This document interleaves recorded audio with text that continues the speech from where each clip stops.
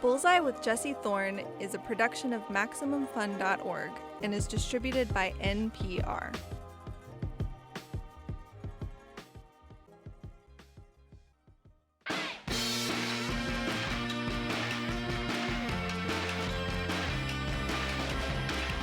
It's Bullseye.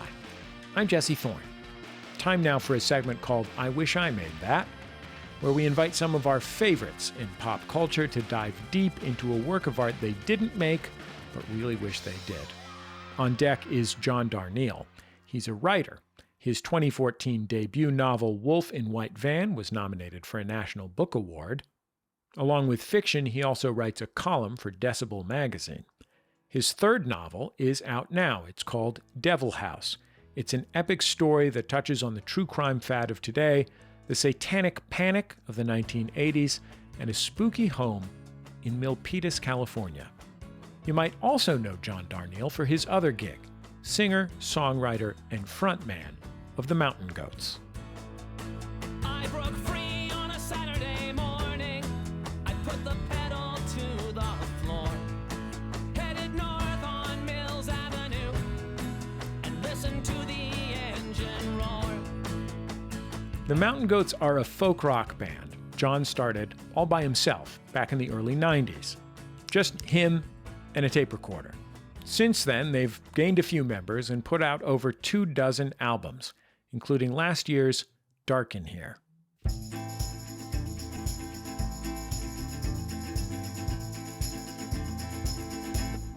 Signal drawn upon the bricks of a clinic for the dispossessed.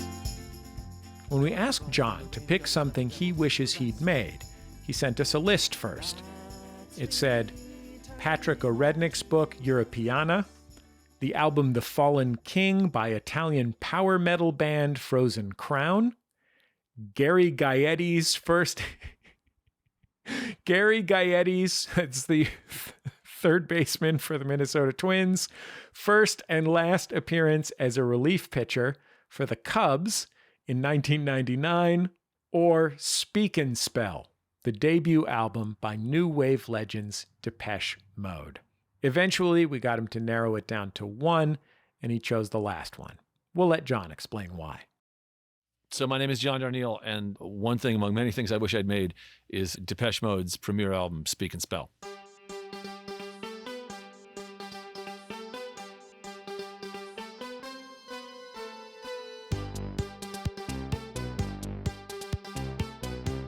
So the segment's called I Wish I Made That. And one reason I wish that I was the guy who made the Depeche Mode debut is how brave it is, how singular it was to make a record like this when it came out. It doesn't sound that way in retrospect. There's a lot of stuff that sounds like it, but there was not then.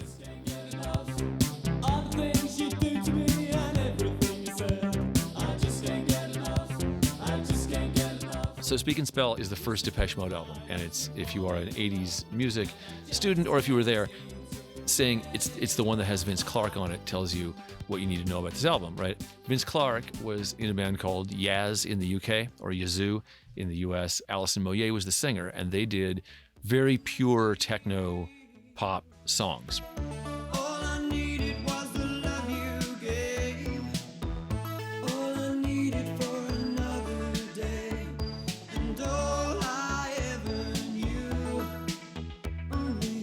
But he was if not the pioneer of Depeche Mode, he was absolutely the guy writing all the songs on the first album. It was kind of his vision, although I don't think it was his vision in a sense that he thought, I will form a band and implement my vision. I think they got together, and he was the guy who could write songs, so he wrote songs, right, and wrote the entire album.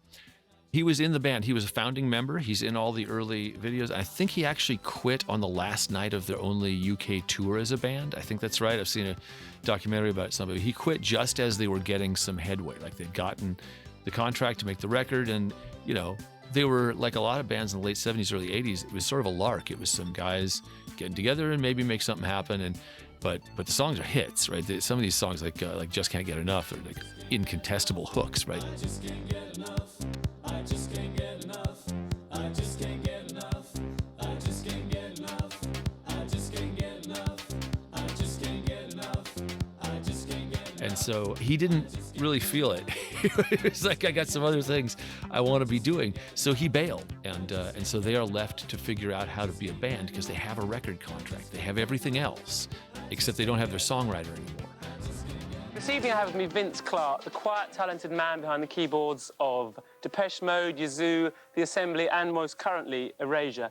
Now, Vince, that's quite a lot of bands to have been involved in 10 years. You're quite a restless chap. Well, I was restless, you know. I was born under the sign of Cancer, which makes me indecisive. All right. But now I think I've mellowed out, you know. Yeah. I'm quite settled in the band I'm in.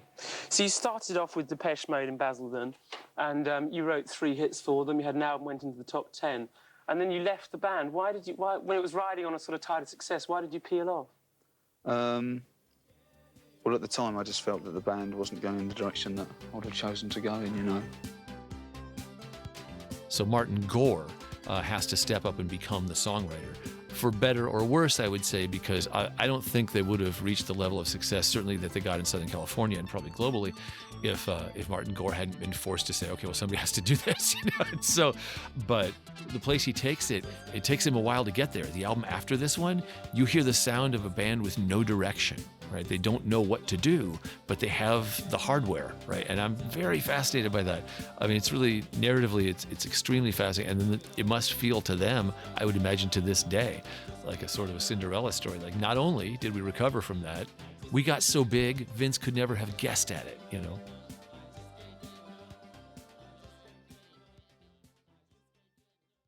So the first album is a synth pop record. Right now, synth pop, I think, as a term, isn't as narrow as it was then, right? But the Human League are a synth pop band, right? Depeche Mode is maybe possibly the first synth rock band. I don't know who the first one was to say, besides Kraftwerk, who are laying the ground for this but are not pop, right? Really, Vince Clarke is one of the first guys to go, we can take this technology, we don't need a drummer, right? We're going to do it with the Lynn or the Oberheim or whatever, and it'll all be sequenced. And it's remarkable to see them performing in early clips from this era, because you can tell nobody really, you know, people have lip synced without drummers and stuff, but they're trying to sort of sell this image of a band where everybody is behind a keyboard, right? To see this as unusual, you really have to divest yourself of the trappings of the modern world, because it's now very normal to see a rock band who have laptops on stage.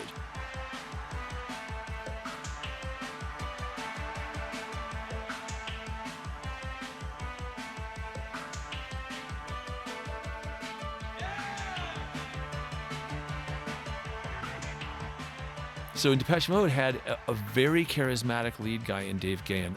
One of the first things an ex-girlfriend told me about him, because I was very anti-Depeche Mode in high school. I was like, I don't care about this kind of music.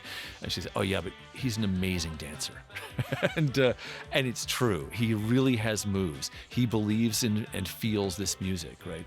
And he's not the lyricist. He's the guy, and I'm fascinated by that, because I'm a singer-songwriter, right? And he's the guy who's like, yeah, give me the song and I will sell it. I will put it out there. And he doesn't have a really broad range, but he has a skill set of putting these lyrics over, which the thing is, on Speak and Spell, they're kind of clever, right? After Speak and Spell, it takes them a long time to really aspire even to the condition of clever. There's some pretty ham-fisted stuff in the future for old Dave after this record. You know, I mean, Personal Jesus, the gigantic global hit, right?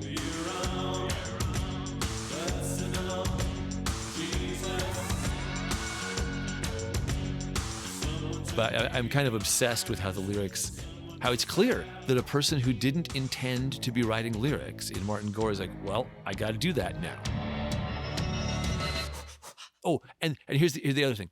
One thing about this record that makes me wish I had made it is the sequence, right? I can't prove this, right? And I could be wrong, because I know record labels in those days often exerted a very strong influence over album sequencing. And to this day, some of them try greater or lesser. In my own life, I am the guy who decides the sequence, and people do argue with me about it, and often we come to an agreement. I always want to save stuff for the back nine, right? I want something on side 2 to pop so hard, right, that people go, wow, you really had a lot of faith in your record to not put that one in the first 4, because most people never hear any songs after the 4th song on an album. You're going to hear the first 4 and you won't dig any further. Well, Depeche Mode saves Dreaming of Me, an utter masterpiece, one of the best songs in the record, 2 or 3 best songs, for the last one.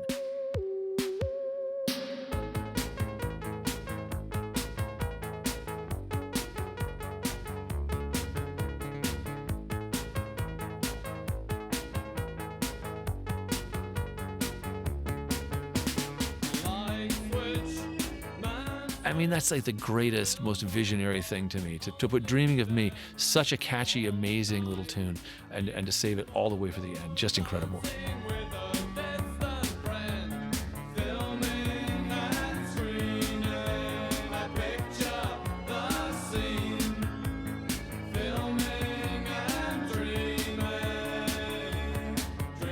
The other thing is, like, they made this record knowing full well that nobody was going to know what to do with them.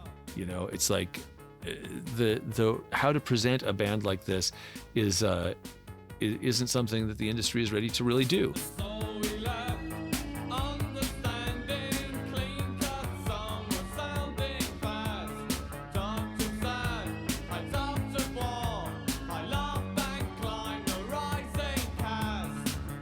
Can you even imagine having that kind of confidence in what you're making? You're possibly the only album you get to make. Every time you make your first album, the one time you make your first album, there is a strong possibility that is the last the world will ever hear of you, right? But I guess that speaks to why you would say, well, then I'm going to sequence it the way I like instead of worrying about what other people want.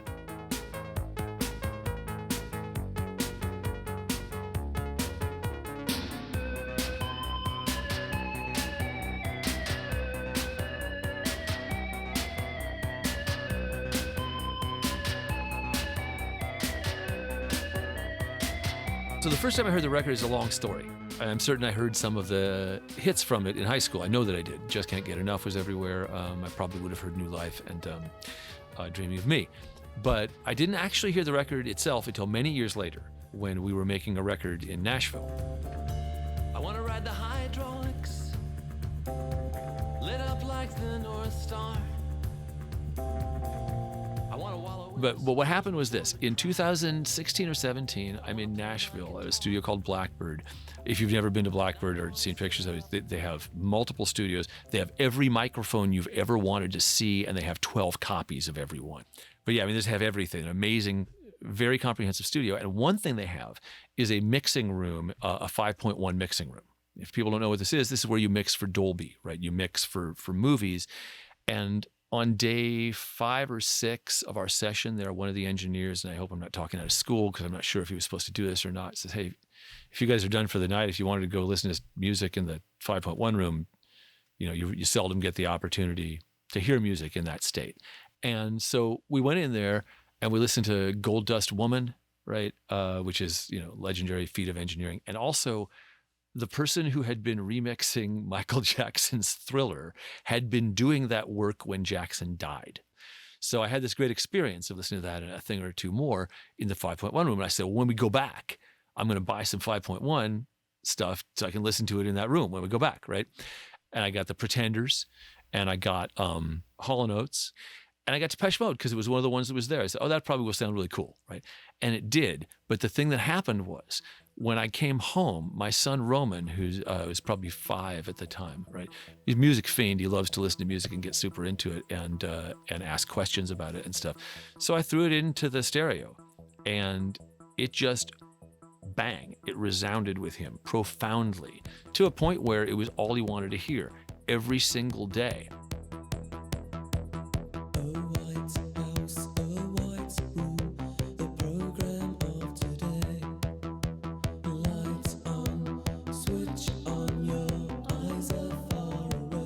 So I wind up hearing Speak and Spell every day for about 3 months, right?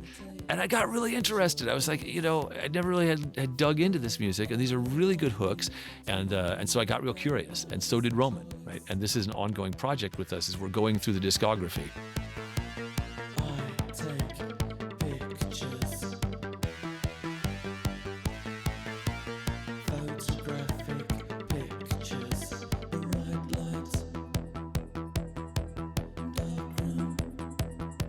So yeah, that's my experience with it, is like through the accident of wanting to listen to something in 5.1 and then of my son getting into the record, I became fascinated by it.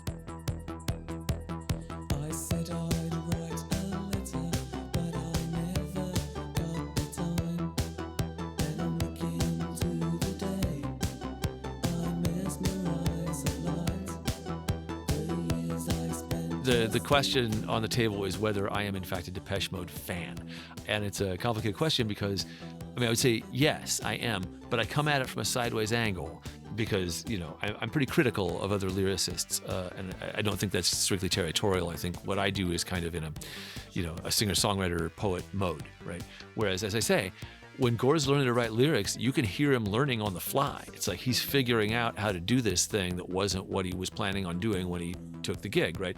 And so there's a lot of fairly ham-fisted stuff that goes on, and but for me, the humanity of it, and there's an irony in this because synth pop, when it was new, the knock on it from all the rock people was like, oh, this is music played by robots. There's no soul in it. These sorts of very phoned in, and if you scratch them, they're actually, there's often a lot of homophobia underneath it or stuff like that. The music isn't hard enough or whatever, But there were all these rock reaction to the rise of the synthesizer.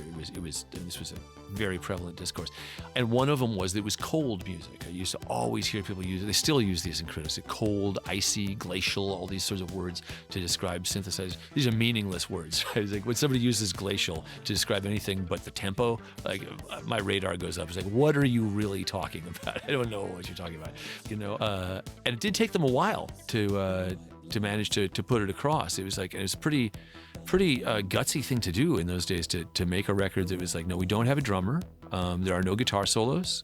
It sits in its own pocket that way. And also the thing is, melodically, Clarke, that guy's really good.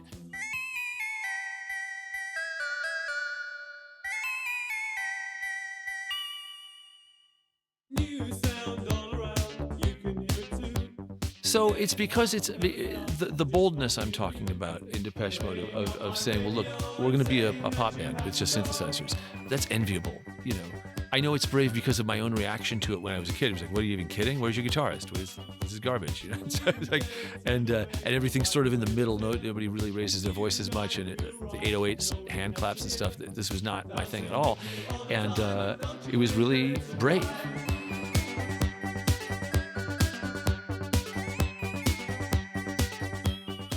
John Darnielle on the thing he wishes he made, Speak and Spell by Depeche Mode. John's third novel is out now. It's called Devil House. Honestly, it is kind of outrageous that he is so gifted a songwriter and so gifted a novelist. It really bothers me, to be honest. He's a nice guy, too. And I'm not the only one who says these things. Everybody says it about John Darnielle. John's setting out on a book tour right now. We'll have a link to dates on the Bullseye page at MaximumFun.org.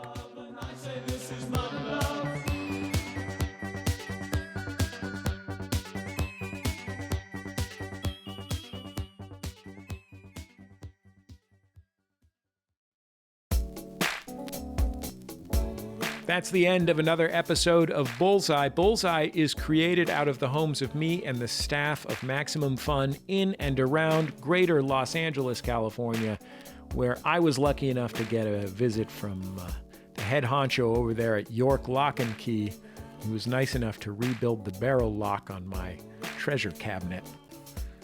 He said he needed to machine a new hook, barb, maybe?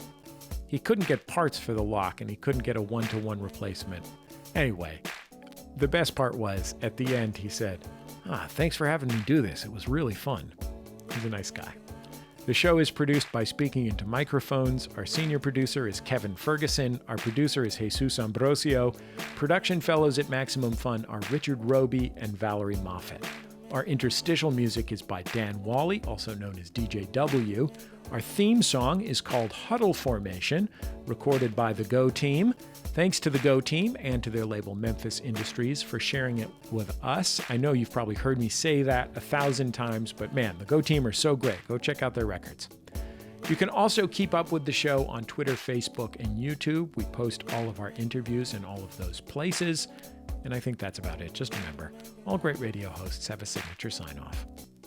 Bullseye with Jesse Thorn is a production of MaximumFun.org and is distributed by NPR.